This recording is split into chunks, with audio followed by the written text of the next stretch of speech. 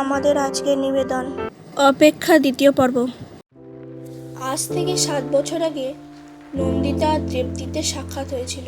তবে সাক্ষাতের প্রথমেই তাদের মধ্যে কোনো ভালোবাসা ছিল না।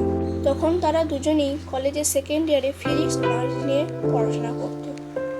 দুজনেই ছিল সেই ব্যাচের টপার। বলা যায় যে এই রেসারেসি তাদের মধ্যে সম্পর্ক স্থাপনের ভূমিকা পালন করেছিল।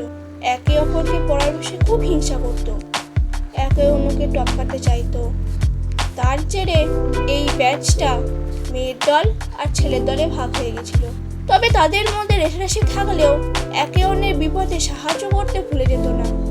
তাদের দুজনের মধ্যে মানবিকতার অস্তিত্ব ছিল, যা এখনো তাদের মধ্যে আছে, যা এখনকার ছেলে মেয়েদের মধ্যে খুব একটা দেখা যায় না।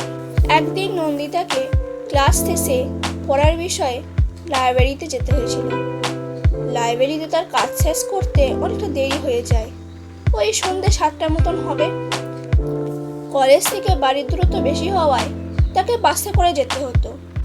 সেদিন সন্ধ্যে হয়ে যাওয়ার কারণে বাসটাতে খুব একটা ভিড় ছিল না। ওই 2-3 জন মতন মহিলা আর 5-6 জন মতন ছেলে। ছেলেগুলো সম্ভবত বন্ধু ছিল। তাদের কথাবার্তা দেখে তাই মনে হচ্ছিল।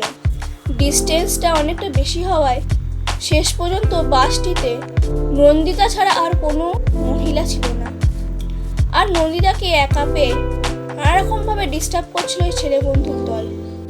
কিন্তু নন্দিতার কপাল ভালো ছিল যে ওই বাসে সেই দিন দেবদীপ ছিল। দেবদীপ জানতো না ছেলেগুলো কাকে ডিস্টার্ব করছে, কিন্তু সে বুঝতে পেরেছে একটা মেয়ে ছিল। তাই সে মানবিকতা বোধ থেকে পিছনের সিট ছেড়ে সামনের সিটের দিকে বসতে গিয়ে দেখে যে সেই মেয়েটা আর কেউ নয়, তার ক্লাসমেট নন্দিতা। তাকে দেখে তার মাথায় একটা বদমাইশি বুদ্ধি খেলে যায়, আর সে পাশের সিটেই বসে। নন্দিতা তখন যে অস্বস্তিতে ছিল সেটা থেকে একটু রিলিফ পায়। তার তখন দেবদীপকে এটা বলার অবস্থায় ছিল না যে তুই এই বাসে কি করছিস, বা তুই আমার পাশেই বসলি কেন।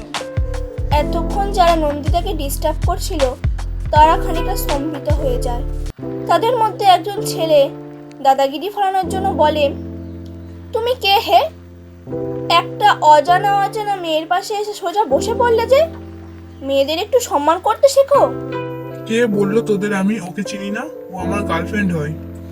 দেবদীপের এইরূপ জবাব শুনে বলল ছেলে, এতই যখন গার্লফ্রেন্ড তো এতক্ষণ পিছনে বসেছিলে কেন? আমি ওকে সারপ্রাইজ দিতে চেয়েছিলাম। আজকে ওর বার্থডে কি না, সকালে উইশ করিনি, তাই এখন বার্থডে উইশ করে চমকে দিতে চেয়েছিলাম। আর কিছু জানার আছে? জানার থাকলে বলো, জানিয়ে দেবো। একটা ভালো মুড নিয়ে এসেছিলাম, মুডটাই বিগড়ে দিল। এরপর আর কিছু কথা হয় না, যে যা নিজের জায়গায় চুপচাপ বসে পড়ে।